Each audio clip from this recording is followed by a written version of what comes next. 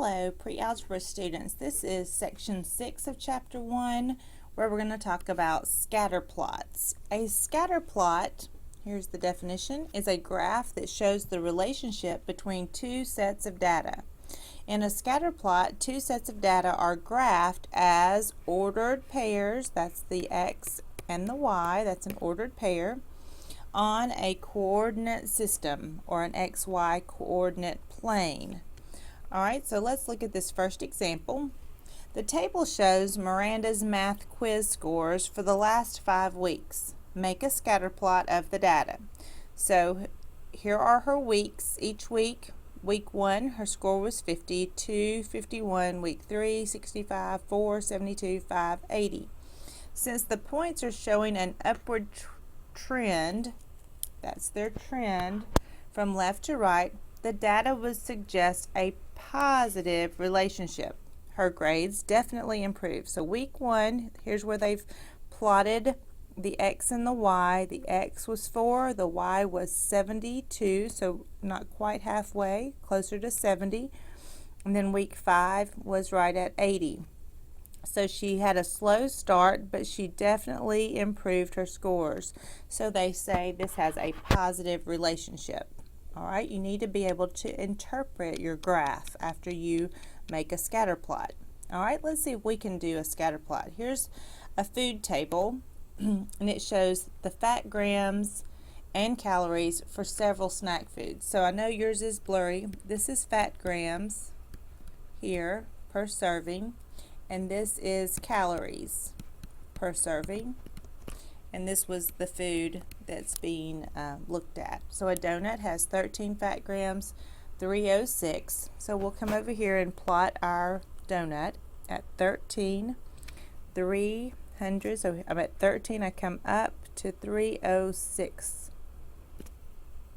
All right, and then there's corn chips at 13 and 200. So 200, here's 13, 200.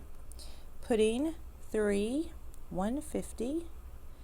Cake is 13 to 30, so not quite to 250.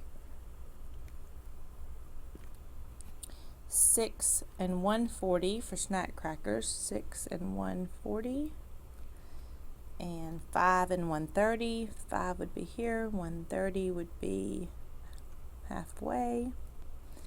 And 270, so 1, 2, 270 be about here. And 18, 410, 18, 410. Now that I'm finished, let's go back and make my points a little more convincing. I was, carefully mapping it out. Now that we can see our points on our scatter plot, let's talk about what the graph shows. It definitely shows that the more fat grams a food has, the more calories the food is also going to have. See the correlation there? More fat grams, the number of calories definitely went up along with fat grams. Okay, turn your paper over. On the back it says let's analyze some scatter plots. A scatter plot may show a pattern or a relationship of the data, and it also may not show a pattern.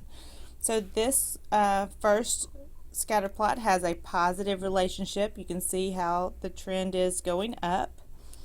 The second one has a negative relationship. It starts high and goes down, makes it a negative relationship. And this scatter plot has no relationship. The points are all over the place.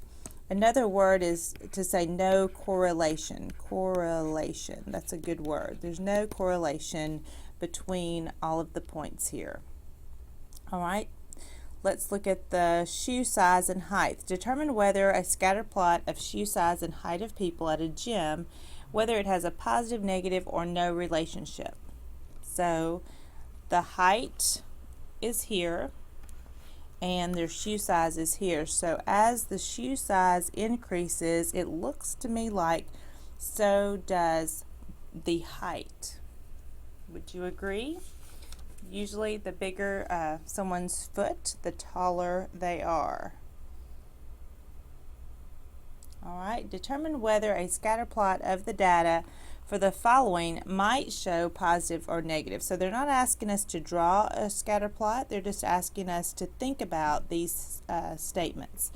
Fat grams and the amount of calories in food. Now that's like the one before. I would say this one is going to be a positive relationship. The more fat grams, the more calories. Let's look at number 2. Time spent relaxing and your blood pressure levels. Now think about it. If you're at school, your blood pressure level is probably high. Then as you go home and you relax, it goes from high to low. Now it's a positive thing, but it would be a negative correlation or a negative relationship if you mapped that out. If this was your blood pressure, the blood pressure is going to be high, and then as you spend time relaxing, it's going to have a negative relationship. So again, not asking if it's a positive thing or a negative thing, asking you to think about how those points would look on a graph. What about the age of a child and how many siblings they have? Does your age have anything to do with how many siblings you have? There would be no relationship here. It doesn't matter your age. That has nothing to do with how many brothers or sisters you have. All right, and then the last one says the age of a tree and its height. A good rule of thumb when you are thinking about a graph is your x-axis, if there's time involved and age would go along with time, it's always smart to put your time as your x-axis. If we get in a habit of always making our x-axis represent time, because that is independent, time is going to pass whether we do anything constructive or not. So again, here back to the blood pressure, time relaxing was our x-axis. So if we make time, or here in this case our age, our x-axis, the height of the tree is going to be our y-axis. Let's think about it. The older, when it's young, when it's a new tree, it's not going to be very tall. And the older the tree gets, the more it's going to grow little by little. So it will have a positive relationship.